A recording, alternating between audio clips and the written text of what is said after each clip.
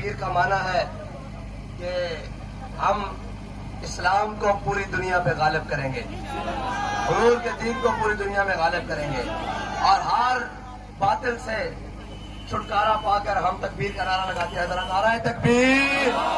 ایسے نہیں بھائی، سندھی عوام جس طرح محبت. نعرہ تکبیر، نعرہ تکبیر، اور نعرہ رسالت، نعرہ حیدری، نعرہ غوثیہ.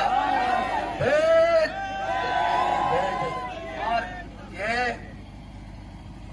عالم اسلام کے لیے آج کا دن بڑا خوشی کا دن تھا جب محسن پاکستان زیغم اسلام حضرت ڈاکٹر عبد القدیر خان صاحب نے پاکستان کو ایٹمی قوت سے نوازا تھا.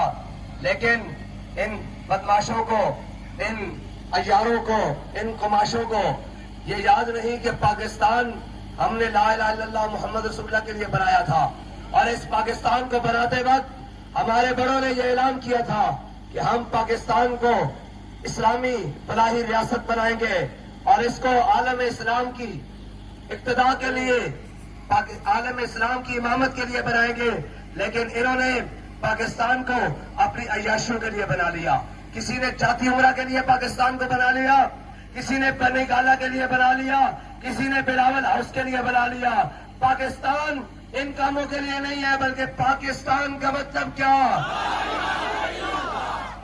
اور جو کوئی ہماری ایٹمی طاقت کی طرف میلی آنکھ سے دیکھتا ہے، انشاءاللہ وہ آنکھ بھی نکال لیں گے، وہ بازو بھی توڑ دیں گے. ہاں، بابا جی کہتے تھے شاہین چلانے کے لیے غیرت ابدالی والی چاہیے، غوری چلانے کے لیے ہمت بھی غوری والی چاہیے. ان بزدلوں کو کیا پتا ہو کہ کافر کی موت سے بھی لرزتا ہو جس کا دل، کہتا ہے کون اسے مسلمان کی موت مر. اور کہتے ہیں جی ان کے پاس بھی ایٹم ہے. میں نے کہا ان کے پاس 1000 بھی رہے، ہمیں غم نہیں ہے، ہمیں غم نہیں ہے. اس لیے کہ اقبال کہتا ہے قبضے میں یہ تلوار بھی آ جائے تو مومن یا خالد جانباز ہے یا حیدر کرار.